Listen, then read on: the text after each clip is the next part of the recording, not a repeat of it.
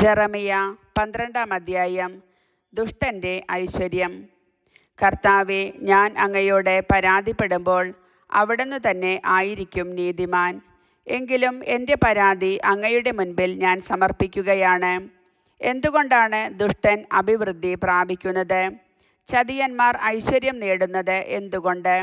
അങ്ങ് അവരെ നടുന്നു, അവർ വേര് പിടിച്ച് വളർന്ന് ഫലം പുറപ്പെടുവിക്കുന്നു. അവരുടെ നാവിൽ എപ്പോഴും അവിടുന്നുണ്ട്, ഹൃദയത്തിലാകട്ടെ അങ്ങേക്ക് സ്ഥാനമില്ല. കർത്താവേ, അങ്ങ് എന്നെ അറിയുന്നു, കാണുന്നു. എൻ്റെ മനസ്സ് അങ്ങിലാണെന്ന് പരിശോധിച്ചറിയുകയും ചെയ്യുന്നു. കൊല്ലാനുള്ള ആടുകളെ പോലെ അവരെ വലിച്ചിറക്കണമേ. കൊലയുടെ ദിവസത്തേക്ക് അവരെ മാറ്റി നിർത്തണമേ. എത്ര നാൾ ദേശം വിലപിക്കുകയും വയലിലെ പുല്ല് വാടുകയും ചെയ്യണം?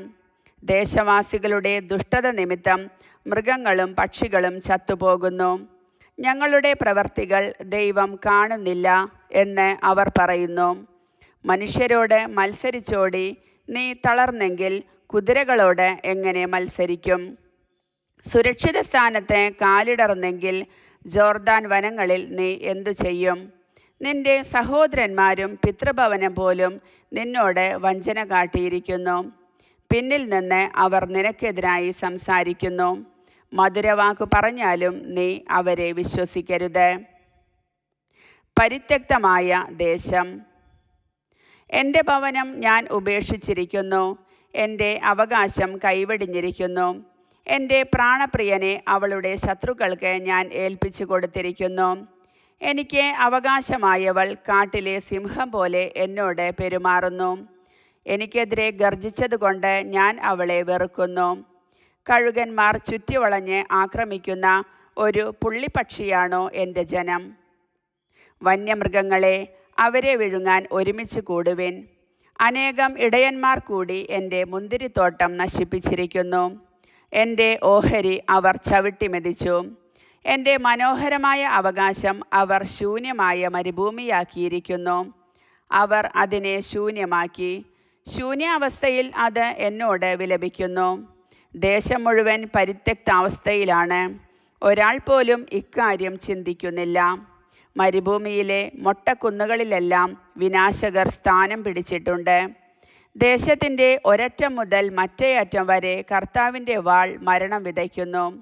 ഒരു ജീവിക്കും സമാധാനമില്ല.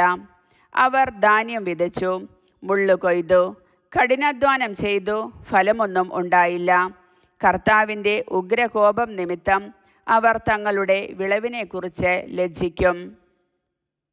എൻ്റെ ജനമായ ഇസ്രായേലിന് ഞാൻ നൽകിയ അവകാശത്തിന്മേൽ കൈവയ്ക്കുന്ന ദുഷ്ടന്മാരായ എല്ലാ അയൽക്കാരോടും കർത്താവ് അരുളി ചെയ്യുന്നു. അവരെ തങ്ങളുടെ ദേശത്തു നിന്ന് ഞാൻ പിഴുതെറിയും. അവരുടെ കയ്യിൽ നിന്ന് യൂദാ ഭവനത്തെ ഞാൻ പറിച്ചെടുക്കും.